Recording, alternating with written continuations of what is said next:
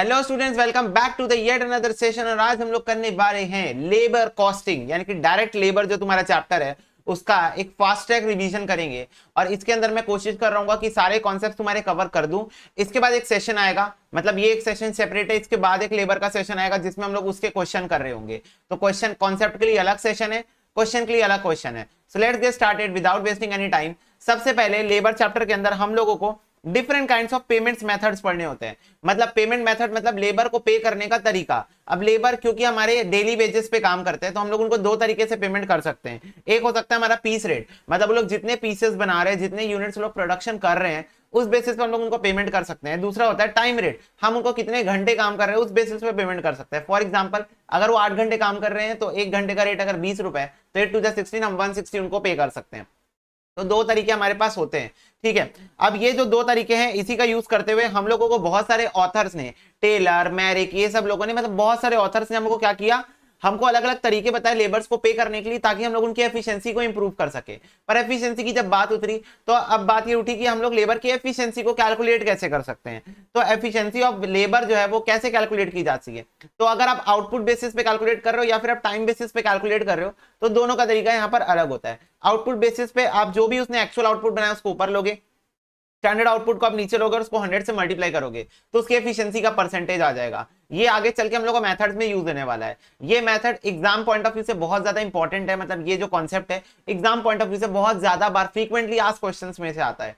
Time के basis पे आपको ऊपर स्टैंडर्ड टाइम और नीचे एक्चुअल टाइम लेना है, ये चीज का ध्यान रखना। आउटपुट में ऊपर एक्चुअल नीचे स्टैंडर्ड, और टाइम के बेसिस में ऊपर स्टैंडर्ड नीचे एक्चुअल है। ऐसा होता क्यों है मैं भी नहीं बताऊंगा, डिटेल में बताता हूँ रेगुलर लेक्चर में। अभी फास्ट ट्रैक रिवीजन है, बड़े एग्जांपल ले लेते हैं। एक्चुअल आउटपुट जैसे मान लो उसने 20 यूनिट्स बनाए और स्टैंडर्ड जो तुम्हारा आउटपुट, मतलब जो तुम्हारा स्टैंडर्ड एक सेट था वो मान लो तुम्हारा 15 आउटपुट था, और इसको इंटू 100 कर दो तो ये कितना हो जाएगा 20 डिवाइडेड बाय 15%, तो ये हो गया 133.33%। मतलब हमने उसको बोला 15 बनाने के लिए था, उसने 20 बना दिया, तो ऑफकोर्स उसका जो वो है एफिशिएंसी है वो ज्यादा है, 100% से ज्यादा एफिशिएंसी चल रही है।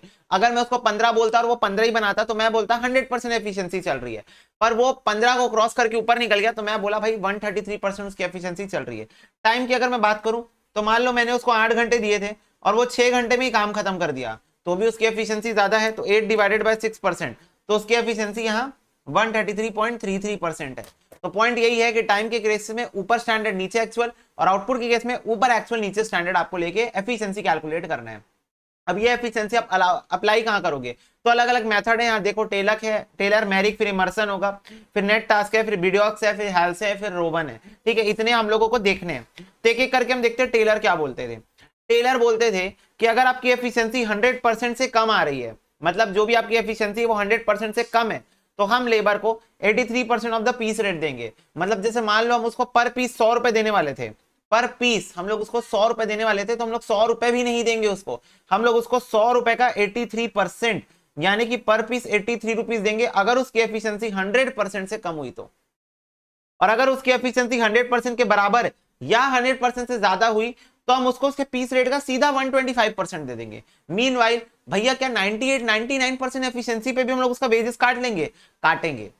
जब वो 100% या उससे ज्यादा प्रोडक्शन करेगा तभी हम उसको 125% देंगे। एग्जाम्पल अगेन, 100 रुपए पर पीस तुम्हारा नॉर्मल रेट है, इसका 125% निकाल लो तो 125 रुपए हम लोग उसको पर पीस देंगे अगर वो 100% या उसके ऊपर ऑपरेट कर रहा है। तो कभी कभी ऐसा होता है कि बुक में भी या फिर कुछ क्वेश्चंस में भी 83 की जगह 80 और 125 की जगह 120 यूज होता है, तो वो भी चलेगा, कोई प्रॉब्लम नहीं है, ठीक है। जैसे इंस्टीट्यूट की बुक में एक जगह पे 80 और 120 ही यूज हुआ है, मतलब उसका जो सॉल्यूशन आया वो 80 और 120 यूज करके। भैया हम लोग को पता कैसे चलेगा कहां पर कौन सा यूज करना है। बेटा तुम कोई भी यूज कर लो, तुमको बस बता देना है कि मैं 83 125 यूज कर रहा हूं या 80 120 यूज कर रहा हूं। ऐसा नहीं कर सकते ना, 80 125 ऐसा मत कर देना और 83 120 ऐसा नहीं, या तो 83 125 का कॉम्बो यूज करो या तो 80 120 का कॉम्बो यूज करो, दैट्स इट।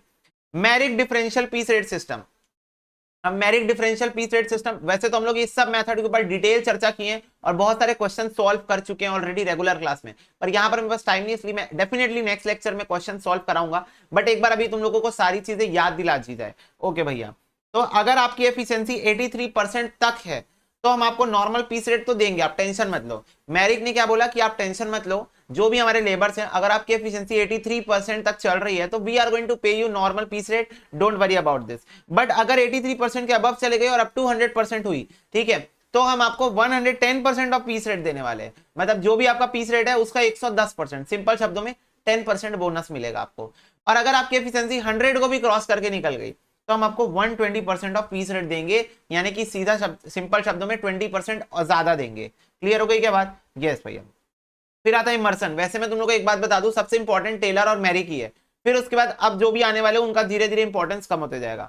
इमर्सन एफिशिएंसी में क्या हुआ, अप टू 66 2/3% तक अगर आपकी एफिशिएंसी रही तो हम आपको गारंटी टाइम वेजेस तो देंगे ही देंगे। मतलब जो भी आपका एक नॉर्मल टाइम वेजेस होता है, जैसे मान लो 20 रुपए पर आवर, तो 20 रुपए पर आवर हम आपको देंगे ही देंगे अगर आपकी एफिशिएंसी 66 2/3 है। अब यहाँ पर 2/3 को कंफ्यूज मत करना, 6666 होता है, तो वी कैन से 66.67%। तो अगर आपकी एफिशिएंसी यहां तक रही तो हम आपको पक्का टाइम वेजेस तो देंगे ही देंगे, उसका आप टेंशन मत लो।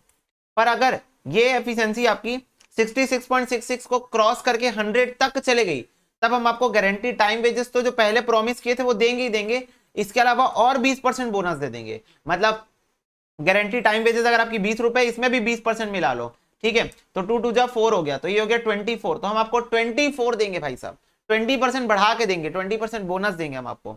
और अगर 100% भी आप क्रॉस करके निकल गए तो टाइम वेजेस तो पक्का प्रॉमिस कर दिए थे हम देंगे ही देंगे, 20% बोनस भी हमने प्रॉमिस कर दिया था देंगे ही देंगे। इसके अलावा हम आपको एडिशनल 1% बोनस देंगे for her 1% increase in efficiency. इसका मतलब क्या होता है समझना, 100% तक तो ये वाला हिसाब किताब चल रहा था, ये वाला, ठीक है, पर अगर आप 102% एफिशिएंसी पे चल रहे हो तो हम आपको ये तो देंगे ही देंगे, साथ में और 2% देंगे। क्यों 2% देंगे? Additional 1% bonus for every 1% increase in efficiency. मतलब 100 को क्रॉस करके आप जितना ऊपर जाओगे उतना परसेंट बोनस हम आपको बढ़ाते जाएंगे। जैसे मान लो 110 पे ऑपरेट कर रहे हो तो 10% और देंगे। इसके अलावा ये देखो यहां तक तो देंगे ही देंगे, इसके अलावा 10% और देंगे क्योंकि 110 पे चल रहे हो। 120 पे चलोगे तो 20% ज्यादा देंगे, 130 पे चलोगे तो 30% ज्यादा देंगे। मतलब हम हर बार 1% बोनस बढ़ाते देंगे फॉर एवरी 1% इंक्रीज। क्लियर हो गई बात? यस भैया। फिर आता है नेट टास्क बोनस। ये बोला कि अगर आपका बिलो स्टैंडर्ड रहा आउटपुट, जो भी आउटपुट आपका आ रहा है वो अगर स्टैंडर्ड से कम रहा, एक स्टैंडर्ड आउटपुट हम आपको बता देंगे, अगर आप उससे कम लिए तो आपको गारंटी टाइम रेट तो हम दे ही देंगे, टेंशन मत लो। अगर आउटपुट एट स्टैंडर्ड पे रहा, मतलब जितना हम बोले उतने ही बनाए, तो हम आपको 120% ऑफ टाइम रेट देंगे, 120% ऑफ टाइम रेट देंगे। और अगर आप स्टैंडर्ड को क्रॉस करके आगे निकल गए, मतलब मैं आपको बोला था 20 यूनिट बनाना है, अगर आप 20 से कम बनाए टाइम रेट दूंगा, अगर आप 20 बनाए तो 120% ऑफ टाइम रेट दूंगा, और अगर आप 20 से ज्यादा बनाए तो 120% ऑफ पीस रेट दूंगा आपको। ऐसा नेट टास्क बोनस में बोला गया। ओके बच्चों, इसका कोई उपाय नहीं है, आपको ये सारे प्लान्स याद होने चाहिए, ये आपको रट्टा मारना है और कोई इसका उपाय नहीं है, सब फॉर्मूला है मान लो मैथ्स के, और आपको इसको रट्टा पड़ेगा। फिर आ रहा है बिडॉक्स पॉइंट। बिडॉक्स पॉइंट क्या बोला बताएं, कि जो भी आपका एक्चुअल टाइम आपने लिया है टेकन, उसको टाइम रेट से मल्टीप्लाई करो, उतना तो मैं आपको दे ही दूंगा। एग्जाम्पल देखो, जैसे मान लो आपने एक्चुअल टाइम लिया 20 घंटे लिए और आपका टाइम रेट 5 रुपए है, तो इतना तो हम आपको देंगे क्योंकि आप 20 घंटे काम किए हो तो पर आवर के हिसाब से 5 रुपए तो बनता है आपका, ठीक है, तो इतना तो हम दे ही देंगे। प्लस हम आपको 75% देंगे जितना आप टाइम सेव किए हो। तो फॉर एग्जाम्पल आपको 30 आवर्स मिले थे काम करने के लिए, पर आप 20 आवर्स पे ही खत्म कर दिए काम, तो 10 घंटा आपने सेव कर लिया। यस, तो 10 घंटा इंटू 5 रुपए, मतलब 5 रुपए आपका टाइम रेट है ना, टाइम रेट आपका 5 रुपए है, तो आप जितना पैसा बचा, मतलब ये जितना ऑर्गेनाइजेशन का जितना रुपए आपने बचाया है उसका 75% हम आपको ही दे देंगे। सिंपल शब्दों में अगर आप पूरा 30 घंटे काम करते, सोच के देखो, अब ये चीज ना क्यों अवॉइड की जाती है, समझना मेरी बात को। सोचो तुम लोग ऐसे सोचोगे भैया मैं 30 घंटे काम करता तो 3 बाई 15 मेरे को 150 रुपए मिल जाता। तो मैं तुम लोगों का यहाँ पर एक डाउट क्लियर करता हूँ। चलो तुम बोल रहे हो ना भैया टाइम रेट में, भैया मैं पूरा 30 आवर्स काम करता तो मेरे को 150 मिल जाता, पर क्योंकि मैं 20 आवर्स काम किया तो मेरे को सिर्फ 100 रुपीज मिला। अब इसमें बोनस भी ऐड करें क्या? हाँ भैया बोनस भी ऐड कर लो, तो 10 घंटे आपने बचा लिए, इसका 75%, ये हो गया 37.5। तो भैया देखो सिर्फ इसको सिर्फ मतलब जो बंदा ज्यादा अच्छे से काम किया उसको 137.5 रुपए मिला बस, और भैया जो 30 घंटे में काम किया है ना उसको ज्यादा पैसा मिला, तो भैया उससे अच्छा तो मैं 30 ही घंटा काम कर लूं। अब समझो मेरी बात को, ये 30 आवर्स काम किया तो इसको 30 से डिवाइड करो, ये 20 आवर्स काम किया, इसको 20 से डिवाइड करो, मेरे को बताओ पर आवर इसका ज्यादा आ रहा है 150 डिवाइडेड बाय 30, इसका 5 रुपए आ रहा है 137.5 डिवाइडेड बाय 20, इसका 6.875 आ रहा है। अब कंपेयर कर लो जरा, पर आवर कौन ज्यादा कमा रहा है? ये तो 20 घंटे काम करके इतना कमाया ना, वो 30 घंटे काम करके, वो ज्यादा काम करके कम कमाया है, ये कम काम करके ज्यादा कमाया है। तो यही चीज को अवॉइड करने के लिए, यही चीज को कि भाई लेबर जो है वो ये सब हरकतें ना करे ऑर्गेनाइजेशन में कि भाई मैं ज्यादा देर काम करता हूं ताकि मेरे को ज्यादा पैसा मिले, वो ये हरकतें ना करे, इसलिए ऐसा टाइप का सिस्टम लाया गया। समझ में आई क्या बात? तो बिडॉक्स पॉइंट पे यही चीज होती है। क्लियर हो गई क्या बात? यस भैया। तो ये जो भी आएगा निकाल सकते हो, ऐसे डमी एग्जाम्पल था। फिर इसके बाद देखो हालसे और रोवन, क्या है हालसे और रोवन? सबसे ज्यादा इंपॉर्टेंट है, सबसे ज्यादा, मतलब मैं क्या ही बोलूं, हालसे रोवन का क्वेश्चन तो तुम बहुत हाई चांसेस है तुमको एग्जाम में दिख ही जाएगा। चलो, हालसे क्या बोलता था कि आप जितना एक्चुअल टाइम लिए हो उस पर हम आपको टाइम रेट तो दे ही देंगे, जितना देर आप काम किया हम आपको देंगे ही देंगे, प्लस जितना आपने टाइम सेव किया है उसको टाइम रेट से मल्टीप्लाई कर लो, उसका भी आधा देंगे ही देंगे। एग्जाम्पल ये देखो,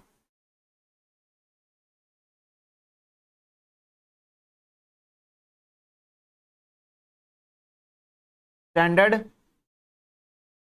आउटपुट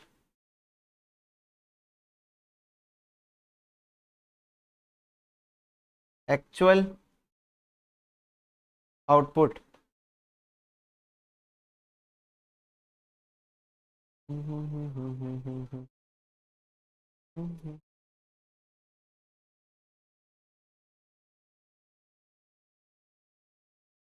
टाइम रेट। ठीक है, तो चलो इसको हाल से प्लान से सॉल्व करते हैं। अब यहाँ पर मैंने एक नोट लिख के रखा है कि हमेशा ध्यान में रखना जब आप क्वेश्चन सॉल्व करोगे, ये चीज तुम लोग स्टैंडर्ड कॉस्टिंग में भी सीखे हो, है ना।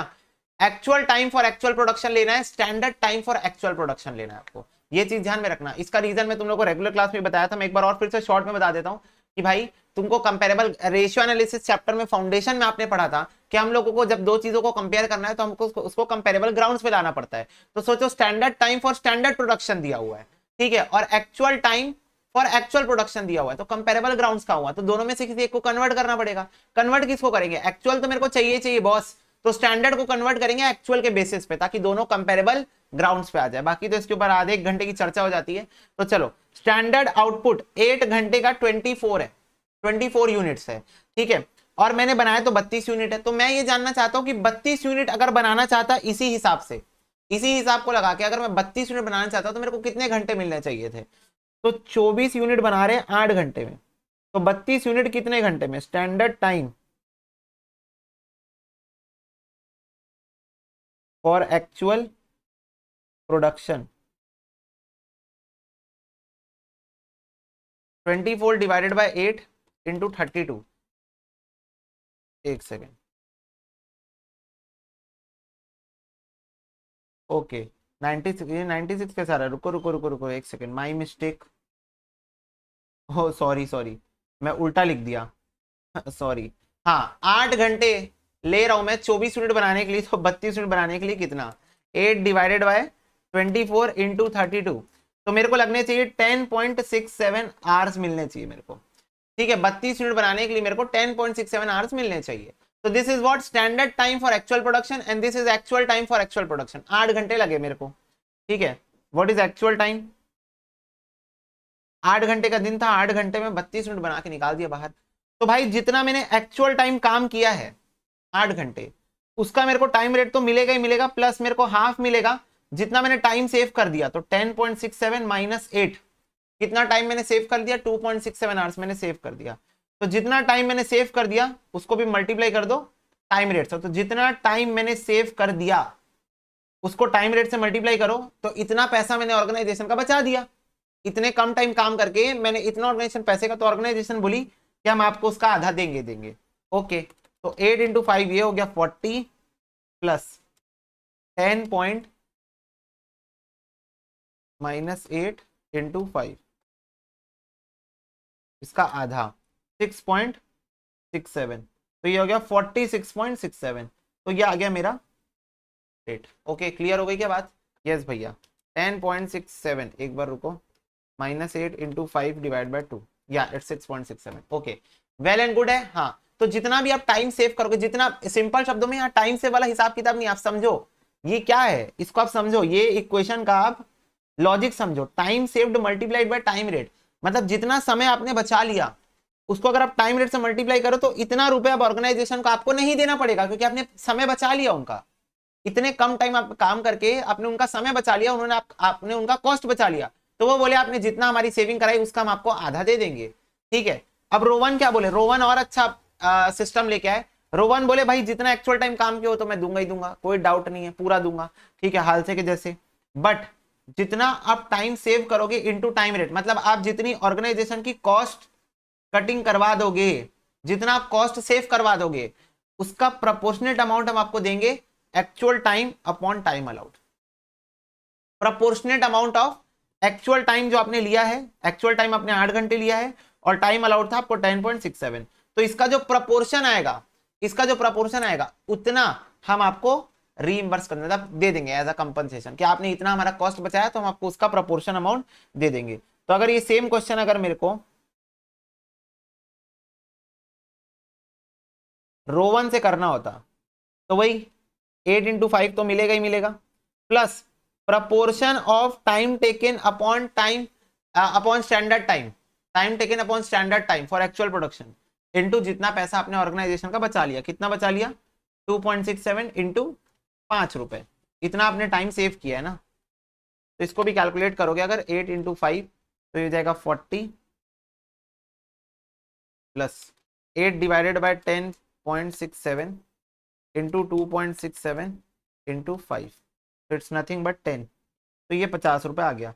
तो अगर आप देखोगे तो हाल से में आपका वेजेस थोड़ा सा कम आता है, पर रो 1 में आपका ज्यादा आता है इस वजह से। बट एक पॉइंट ऑफ टाइम होता है जहां पर रो 1 का भी कम आता है और हाल से का ज्यादा आता है, ठीक है। और वो पॉइंट कब होता है, वो आपको उस टाइप के क्वेश्चन भी देखने को मिलेंगे कि जैसे जैसे क्या होते जाता है, जैसे जैसे आपका जो ये है टाइम, ये इसका जो प्रपोर्शनल है, आप समझो ऊपर का जो आइटम है और नीचे का जो आइटम है वो जितना ज्यादा क्लोज है उतना आपका अमाउंट ज्यादा आएगा, पर जितना ज्यादा दूर होंगे, जितना दूर होंगे उतना आपका अमाउंट क्या आते जाएगा, कम होते जाएगा। For instance let me take an example.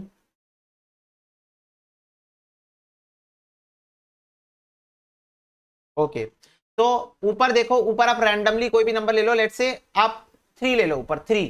तो अगर यहां पर सोचो, यहां पर अगर एक्चुअल टाइम टेकन 3 होता, लेट से एक्चुअल टाइम टेकन यहां पर 3 होता, तो 3 डिवाइडेड बाय 10.67 करो, 3 डिवाइड बाय 10.67 इंटू 2.67 इंटू 5 अगर आप करोगे तो 3.75 आ रहा है।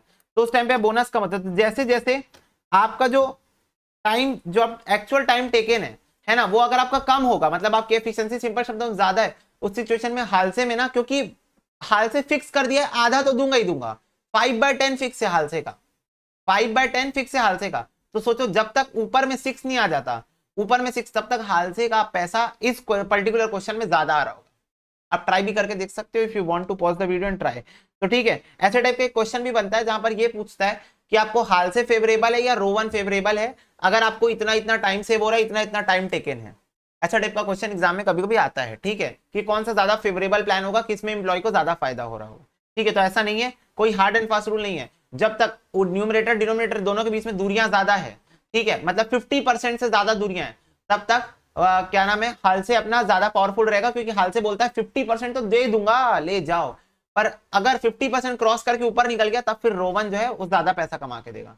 चलो नेक्स्ट, लेबर आर रेट का कैलकुलेशन कैसे करते हैं। देखो लेबर आर रेट, तो लेबर आर रेट निकालना क्यों पड़ता है भाई, लेबर एक ही जगह काम थोड़ी कर रहा है, कभी इस डिपार्टमेंट में काम कर रहा है, कभी उस डिपार्टमेंट काम कर रहा है, ऐसा होता है कई बार कि लेबर सब डिपार्टमेंट में थोड़ा थोड़ा थोड़ा थोड़ा काम करता है। तो लेबर आर रेट निकालने से क्या होता है कि लेबर को 1 घंटे के लिए मैं कितना पे कर रहा हूं वो पता चल जाता है।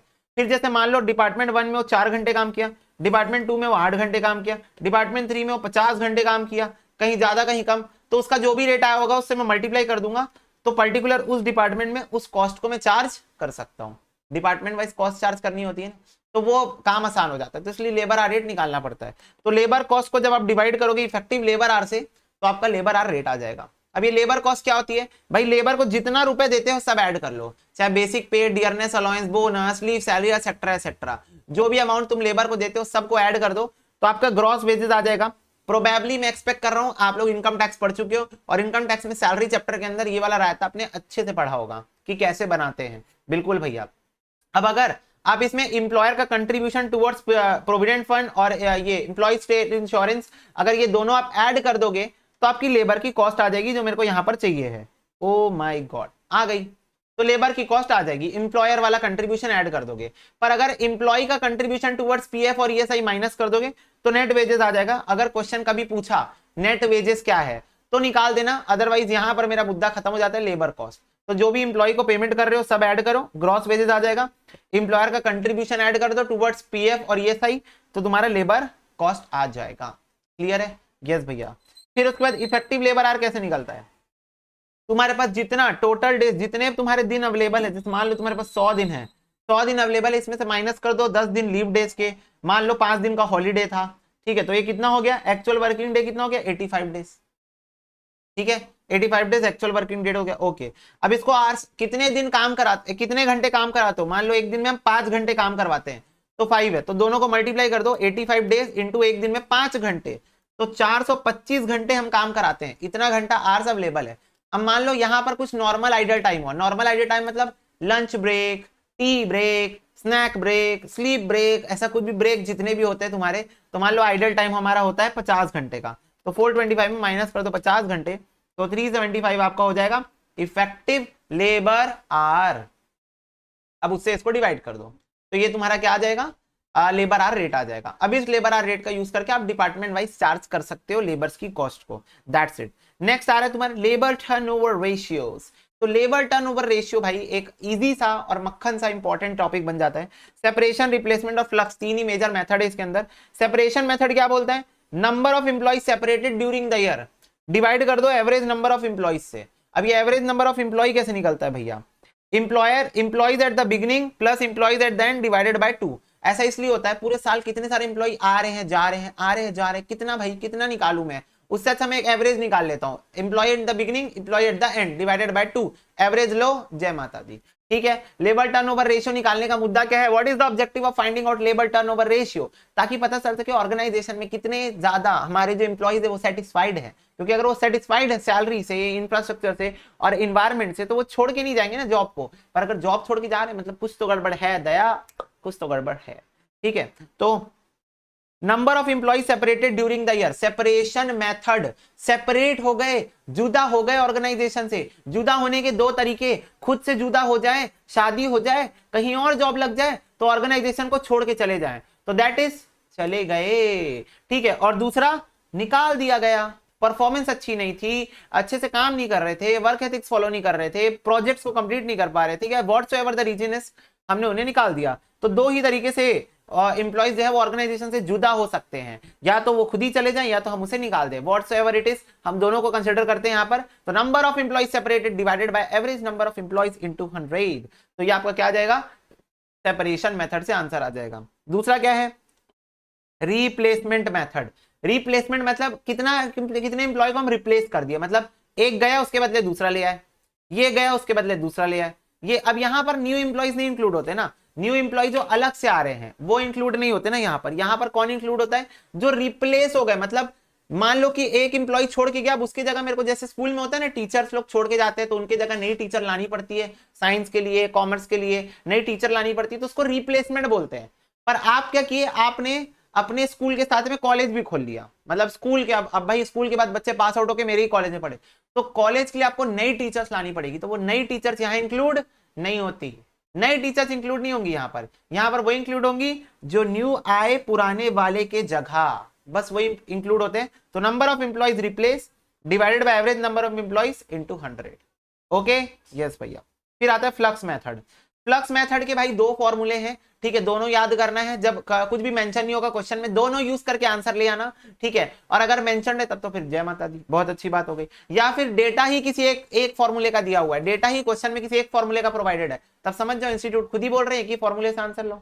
चलो, तो number of employ separated plus number of employ replaced divided by average number of employ, मतलब सिंपल शब्दों में ये प्लस ये is equal to flux method का पहला फॉर्मूला। इसको सेपरेटेड भी ले लो, रिप्लेसमेंट भी ले लो। अब दूसरा वेरिएंट क्या है? दूसरा ये है number of employ separated plus number of accession during the year. अब एक्सेशन का मतलब क्या होता है पता है? जो एम्प्लॉय रिप्लेस होके नए आए हैं और जो नए नवेले आए हैं, मतलब ये तो वो स्कूल वाले टीचर हो गए, साइंस टीचर गई दूसरी आ गई, कॉमर्स टीचर गई, दूसरी आ गई, ये तो वो वाले हैं। और न्यू एम्प्लॉय मतलब कॉलेज वाले जो नए टीचर आए हैं, नया कॉलेज खोला उसमें जो नए टीचर लेके आए वो। टैक्सेशन के अंदर दोनों आते हैं, नंबर ऑफ एम्प्लॉय रिप्लेस्ड और न्यू रिक्रूटमेंट्स, जो भी न्यू रिक्रूटमेंट्स होती है, न्यू एम्प्लॉयज होते हैं, दोनों आते हैं। तो ये फ्लक्स मेथड का दूसरा फॉर्मूला है, number of employ separated plus number of accessions divided by average number of employ. हाँ, एग्जाम में क्या होता है, कई बार रिवर्स सॉल्विंग का क्वेश्चन आता है। रिवर्स सॉल्विंग मतलब आपको परसेंटेज बता देगा कि फ्लक्स मेथड इतना परसेंट है, रिप्लेसमेंट इतना है, सेपरेशन इतना परसेंट है, और बोलेगा कुछ तो भी बोलेगा भाई कुछ निकाल के दिखाओ, एक्सेशन निकाल के दिखाओ या रिप्लेस निकाल के दिखाओ, कुछ तो भी ऐसा निकालने के लिए बोल देगा। तो सिचुएशन में अगर फ्लक्स मेथड का अगर आपको परसेंटेज दिया हुआ है तो आप सेकेंड वाला फॉर्मूला यूज करना, ठीक है। जब एग्जाम में रिवर्स सॉल्विंग का क्वेश्चन आएगा, मतलब क्वेश्चन परसेंटेज दे देगा, बोलेगा नंबर ऑफ एम्प्लॉय सेपरेटेड बताओ, तब आप सेकंड फॉर्मूला यूज करना फ्लक्स का, ठीक है भैया। ये देखो मैंने नोट भी लिख दिया, for the purpose of reverse solving question assume flux second formula. Okay, next है equivalent annual labour turnover rate. Equivalent annual labour turnover rate मतलब मैं आपको बोल दिया भाई मेरा एक दिन का लेबर टर्नओवर 2% है, तो मैं पूछा पूरे साल का कितना होगा, भैया एक दिन का 2% है तो पूरे साल का 365 से मल्टीप्लाई कर दो, तो 365 से मल्टीप्लाई कर दो तो ये आपका 730% आ जाएगा, ठीक है भाई। ये एकदम मतलब 730% होता नहीं है ना कभी, इमेजिनरी एग्जांपल है, मैं मतलब एक कॉमन सेंस वाली बात बोल रहा हूँ कि अगर मैं आपको एक पीरियड का लेबर टर्नओवर बता दूं तो क्या आप पूरे साल का निकाल सकते हो, बिल्कुल निकाल सकते हैं भैया। अगर आप एक दिन का बता दो हम पूरे साल का निकाल देंगे, अगर आप एक महीने का बता दो हम 12 से मल्टीप्लाई करके पूरे साल का निकाल देंगे, अगर आप क्वार्टरली बता दो हम उसको 4 से मल्टीप्लाई करके पूरे साल का निकाल लेंगे, अगर आप हाफ ईयरली बता दो हम उसको 2 से मल्टीप्लाई कर देंगे। तो बस वही तो है यहाँ पर कि labour turnover rate computed for the period, उसको डिवाइड कर दो ताकि आप एक, जैसे मान लो मैं आपको बोला फॉर एग्जांपल, मैं आपको बोला कि मेरे पास 2 महीने का लेबर टर्नओवर है 4% पूरे साल का बताओ, तो यहां पर ये फॉर्मूले के अकॉर्डिंग 4% 2 महीने का है, डिवाइड कर दो 2 महीने से तो 1 महीने का मिल जाएगा। 4% अगर 2 महीने का है तो 1 महीने का कितना 2%, इंटू कर दो 12 महीने से, है ना, इंटू कर दो 12 महीने से तो कितना आ जाएगा ये, फिर ये आ जाएगा 12 टू द 24%। तो इस फॉर्मूले का मतलब यही है कि जितना लेबर टर्नओवर रेट आपने कंप्यूट किया है उस पीरियड के लिए 4% की तरफ, उसको महीने से, जितने महीने का है वो उतने महीने से उसको डिवाइड कर दो, तो 4% 2 महीने का है तो उससे डिवाइड कर दूंगा तो 1 महीने का मिल जाएगा, फिर उसको 12 से मल्टीप्लाई कर दूंगा तो पूरे साल का आ जाएगा। क्लियर हो गई क्या बात? यस भैया, तो वही बोल रहे हैं यहाँ पर, बाकी तो कॉमन सेंस वाली बात है ना। ओके, फिर calculation of number of workers eight the and. तो अगर बाई चांस कभी आपको क्वेश्चन में आपको ये नहीं बताया कि साल के अंत में कितने वर्कर्स है, स्टार्टिंग में बता देगा एंडिंग नहीं बताएगा, तो क्या कर सकते हो, ओपनिंग वर्कर लो, उसमें से जितने वर्कर नए नए रिप्लेस हो गए उनको ऐड कर दो, न्यू रिक्रूटमेंट्स को ऐड कर दो, और जितने चले गए छोड़कर माइनस कर दो, क्लोजिंग आ जाएंगे, सिंपल। यस भैया। Why to calculate labor turnover? To know the cost incurred due to labor turnover। तो भाई लेबर टर्नओवर इतना हल्का काम तो नहीं कि लेबर गया नया आ गया और नए वाले को सब काम आता है, ऐसा थोड़ी होता है भाई, खर्चे होते हैं बहुत सारे, है ना। अब जैसे नया लेबर आया तो उसको ट्रेनिंग करवाना पड़ेगा, ट्रेनिंग का कॉस्ट लगेगा, उसके रिक्रूटमेंट के टाइम भाई एडवर्टीजमेंट का कॉस्ट लगेगा, सेटलमेंट कॉस्ट लगेगा, जो पुराना लेबर जा रहा है उसका अमाउंट सेटलमेंट करो, उसको कुछ वो लीव एनकैशमेंट ये सब दुनिया जहान का खर्चा दो, ठीक है ना। तो वो सेटलमेंट का कॉस्ट लगेगा, सिलेक्शन कॉस्ट लगेगा भाई, जो अपना बोर्ड ऑफ डायरेक्टर्स बैठेगी इंटरव्यू लेगी, या फिर कहीं पर इंटरव्यू कहीं और प्रीमाइसेस में नहीं कंडक्ट कराते हुए कहीं और क्लाइंट प्लेस में या कहीं भी कंडक्ट करा रहे तो वहां पर सिलेक्शन कॉस्ट लग जाएगी बहुत सारी। Contribution loss due to unproductive hours. अब क्या होगा, नया लेबर आएगा, वो उसको पहली बार में काम करते बन नहीं रहा है, प्रोडक्टिविटी उसकी अभी कम है, तो वो प्रोडक्टिविटी कम होने के कारण बहुत ज्यादा उसको सिखाने विखाने में बहुत टाइम वेस्ट होगा, तो मेरा कंट्रीब्यूशन लॉस्ट हो जाएगा। मतलब जितना काम मैं कर सकता था अगर मेरा पुराना लेबर होता तो ये सब नहीं करना पड़ता ना, तो वो प्रोडक्टिवली काम करता, इतने साल से काम कर रहा था, तो अगर मेरा पुराना लेबर ही कंटिन्यू कर रहा होता तो मेरे को जो पैसा मिल रहा होता उसका लॉस हो जाएगा ड्यू टू अनप्रोडक्टिव आवर्स, नए लेबर के आने के वजह से, ठीक है। और कॉस्ट ऑफ रेक्टिफिकेशन मतलब अब जो नया लेबर आया गलतियां करेगा, है ना, यही उम्र है कर ले गलती से मिस्टेक, तो वो गलतियां करेगा, अब वो जो गलतियां करेगा उन गलतियों को सुधारने का खर्चा भी मेरे ऊपर आ रहा है, तो कॉस्ट ऑफ रेक्टिफिकेशन, ठीक है। ओके भैया, अब नेक्स्ट आ रहा है ideal time. Ideal time 2 type के होते हैं। आइडियल टाइम मतलब जब इंप्लॉय ठेला बैठा हुआ है।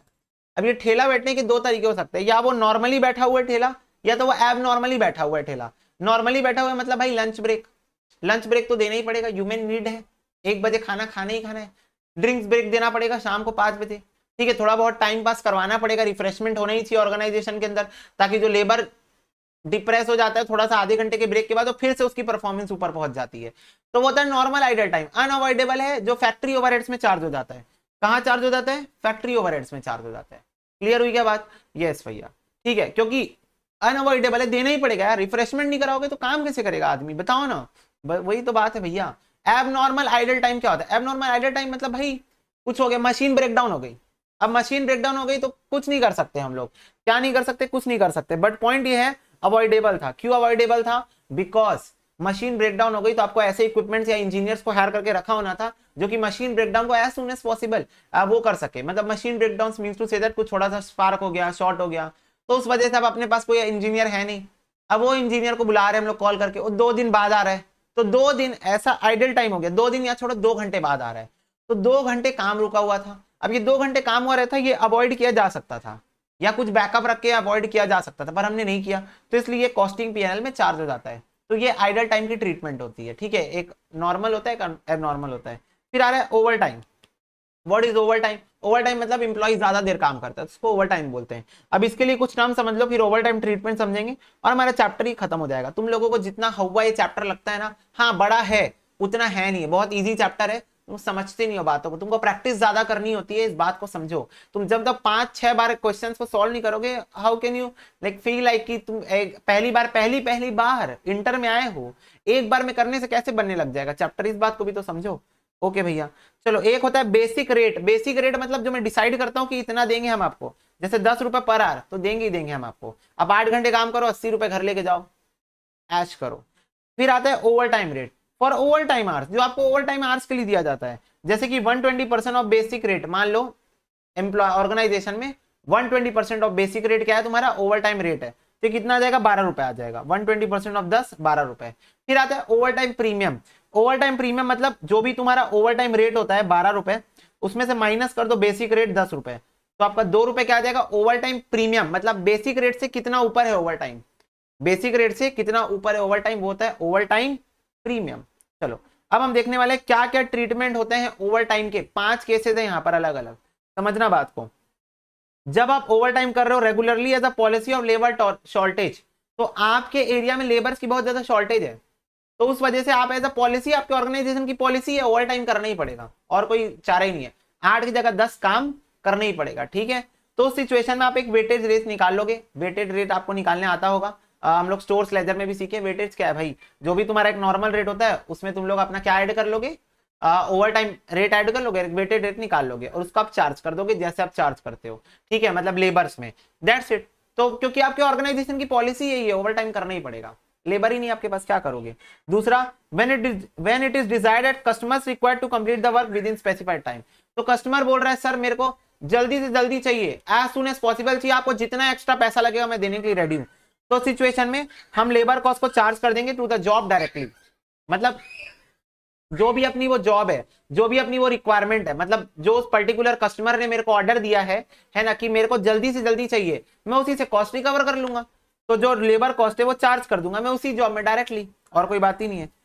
When it is required to increase the output as per general production program, तो जब आप मतलब कभी कभी क्या होता है ऐसा कि भाई कुछ अचानक से कोई ऐसा मतलब सिचुएशन आ जाता है, कुछ फेस्टिवल आ गया, कोई ऐसा सिचुएशन कि हम लोगों को सिर्फ उस पर्टिकुलर पॉइंट ऑफ टाइम के लिए थोड़ी प्रोडक्शन बढ़ानी पड़ती है, और प्रोडक्शन बढ़ाने के लिए ओवर टाइम, जैसे मान लो साल में एक बार फेस्टिवल्स आते हैं, अब फेस्टिवल आ रहे हैं तो उस टाइम पे मैं नए एम्प्लॉय लाऊं, फिर उसके बाद फेस्टिवल के बाद उनको टाटा बाय बाय कर दूं, उनको भी नहीं मजा आएगा, मेरे को भी नहीं मजा आएगा, तो उससे बेटर अपने एम्प्लॉय को बोलता हूँ 2 घंटे एक्स्ट्रा काम कर लो, पैसा दे दूंगा, पैसा बहुत है, ठीक है। तो सिचुएशन में ओवर टाइम प्रीमियम जो है वो फैक्ट्री ओवरहेड्स में चार्ज होता है। ओवर टाइम प्रीमियम, इसलिए मैं तुमको तीनों वर्ड्स का मतलब बता दिया हूं, over time premium factory overheads में। और जो बेसिक रेट है सारे घंटे का for all hours including over time, for all hours जो तुम्हारा बेसिक रेट है वो आप डायरेक्ट लेबर पे चार्ज कर दोगे, ठीक है। मतलब जैसे मान लो आप 200 घंटे काम किए और काम आपको सिर्फ 150 घंटे करना था, तो जो आप 200 घंटे काम किए उसका जो एक बेसिक रेट होगा वो आप पूरा चार्ज कर दोगे किधर? डायरेक्ट लेबर में।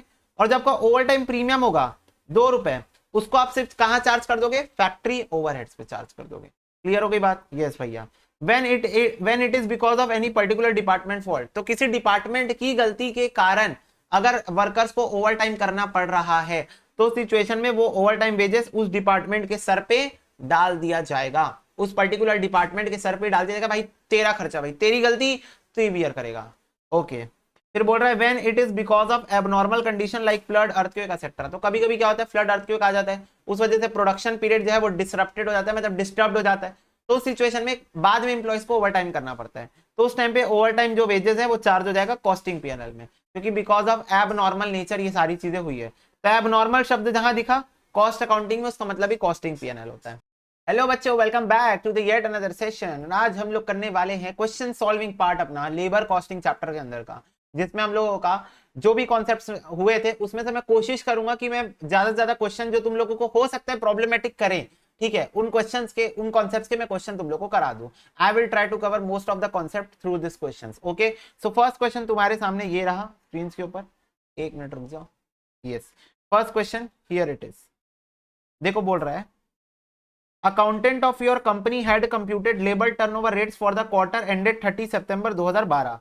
14%, 8%, 16, 6% अंडर फ्लक्स मेथड, मतलब 14 फ्लक्स का है, 8% रिप्लेसमेंट का है और 6% सेपरेशन मेथड का है। बोल रहा है if the number of workers replaced during second quarter of the financial year is 2012-13 is 36। मतलब क्या बोल रहे हैं, तुम लोगों को क्या बता दिया है, नंबर ऑफ वर्कर रिप्लेस्ड बता दिया, रिप्लेस्ड मतलब एक गए उसके बदले दूसरे आए वाले बता दिया है। तो बोल रहे हैं नंबर ऑफ वर्कर रिक्रूटेड और ज्वाइंट बता दो, और नंबर ऑफ वर्कर लेफ्ट और डिस्चार्ज बता दो, मतलब सेपरेटेड बता दो। तो ये दो चीज हम लोगों से क्वेश्चन पूछा है। तो एक बार डेटा को हम लोग क्या करते हैं, हम लोग शॉर्ट करने की कोशिश करते हैं। तो फ्लक्स मेथड में 14% आ रहा है, देखो मेरे साथ साथ,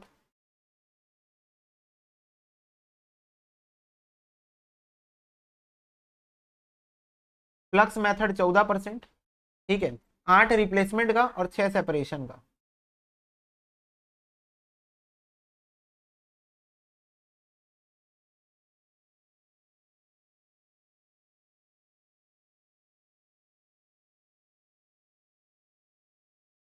छह परसेंट, सो 6% सेपरेशन का, ठीक है। अब मेरे को क्वेश्चन में एक डेटा हेल्प करने के लिए दिया हुआ है, नंबर ऑफ वर्कर रिप्लेस दिया हुआ है 36 है। तो मेरे को बताओ रिप्लेसमेंट मेथड का फॉर्मूला क्या बनता है। रिप्लेसमेंट मेथड का फॉर्मूला बनता है number of workers replaced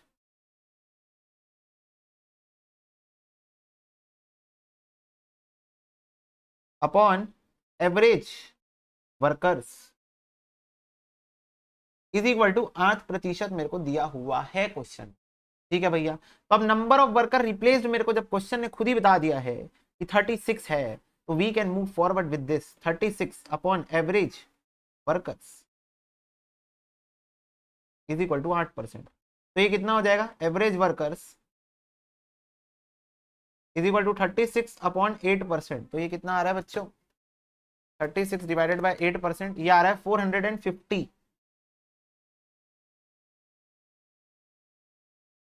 average worker कितने आ गए मेरे, 450। तो एवरेज वर्कर मिल गया। अब मैं लगाता हूं सेपरेशन मेथड। तो number of workers separated upon average workers is equal to 6%। तो मेरे को निकालना है number of worker separated. Okay भैया, तो ये कितना आ जाएगा 450। मेरे पास ये 450 है ना, अब ये इधर यहां से आके यहां पर क्या हो जाएगा, मल्टीप्लाई हो जाएगा। तो 450 इंटू 6%, 6%, 450 इंटू 6%, ये आ गया 27। तो नंबर ऑफ वर्कर सेपरेटेड कितना आ गया, 27 आ गया। तो ये मेरा नंबर ऑफ वर्कर रिप्लेस्ड मेरे को पता था, तो उससे मैंने एवरेज वर्कर निकाल लिया। जो डेटा तुमको क्वेश्चन में दिया तुमको उसको यूज करके पहले जितने पॉसिबल नंबर ऑफ डेटा से तुमको निकालते जाने, फिर उसके बाद तुमको ऐसे करते जाना है। तो ये नंबर ऑफ वर्कर सेपरेटेड आ गया। अब लगा दो फ्लक्स मेथड का फॉर्मूला। तो फ्लक्स मेथड के लिए मैं तुम लोगों को क्या बोला था, जब क्वेश्चन कुछ भी नहीं मेंशन करेगा तो वेरिएंट 2 का यूज करना, मतलब फॉर्मूला नंबर जो 2 होता है ना तुम्हारा, उसका यूज कर लेना। तो उसमें क्या था, number of workers separated, number of worker separated plus number of accessions upon average workers. तो फ्लक्स मेथड का मेरा आंसर कितना है, 14%। तो 14% is equal to number of worker कितने सेपरेट हो गए हैं, 27, प्लस नंबर ऑफ एक्सेशन में क्या क्या आता है, number of workers replaced plus number of workers newly recruitment, तो नंबर ऑफ वर्कर रिप्लेस्ड मेरे को दिया हुआ है 36, तो इसको भी ऐड कर लो, प्लस न्यू रिक्रूटमेंट मेरे को नहीं पता, न्यू रिक्रूटमेंट मेरे को नहीं पता। एवरेज नंबर ऑफ वर्कर 450 है, तो इसको ऐसे सॉल्व कर लो, 450 इंटू 14%, तो ये आ गया 63 इज इक्वल टू 27 प्लस 36। ओ भाई साहब ये भी आ गया क्या, 63, तो मेरे न्यू रिक्रूटमेंट कितने आ गए, 63 माइनस 63 इज इक्वल टू 0, मतलब एक भी न्यू एम्प्लॉइज नहीं आए हैं, जितने वर्कर रिप्लेस हो गए हैं उतने ही वर्कर रिप्लेस हो गए हैं। क्वेश्चन ने पूछा क्या था मेरे से, बोला था बताओ नंबर ऑफ वर्कर्स रिक्रूट हुए हैं और ज्वाइन हुए हैं, तो भाई कितने रिक्रूट या ज्वाइन हो के आए हैं, तो यहां पर ये चीज ध्यान रखना, न्यू रिक्रूटमेंट 0 की है, पर अगर रिप्लेस की बात करें तो 36 वर्कर ऐसे हैं।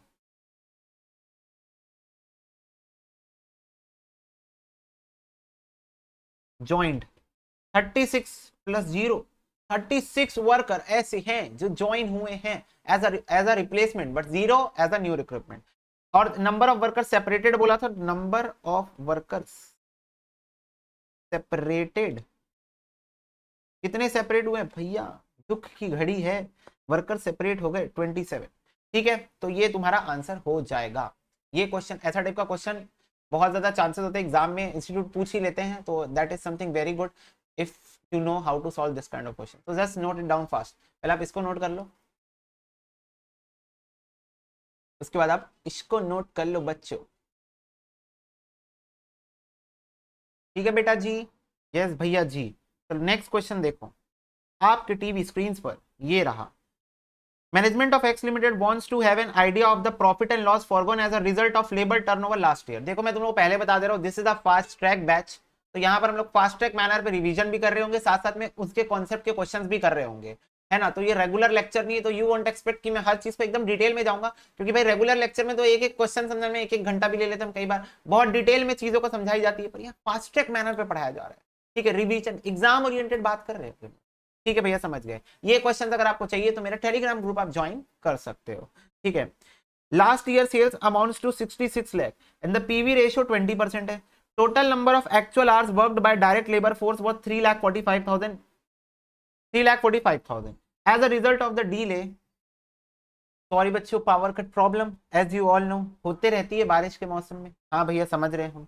हाँ तो देखो, as a result of the delay by the personnel department in filing vacancy due to labour turnover. गलती किससे हो गई, गलती पर्सनल डिपार्टमेंट से।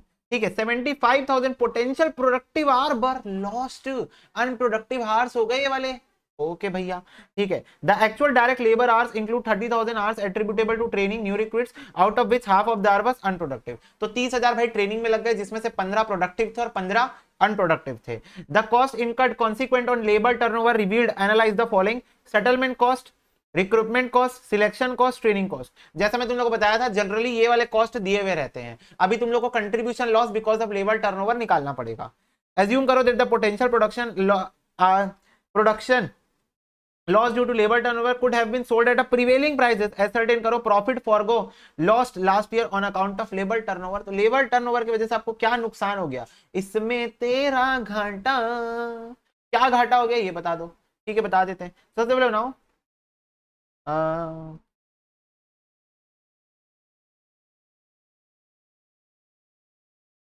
Calculation of profit lost due to labour turnover. तो पहले तो ये चार कॉस्ट डायरेक्टली लिख लो एज इट इज। ठीक है भैया, तो एक काम करते हैं, इसको हम लोग देसी जुगाड़ करते हैं। क्या होता है भैया ये देसी जुगाड़, एक मिनट ना बच्चों, just a minute.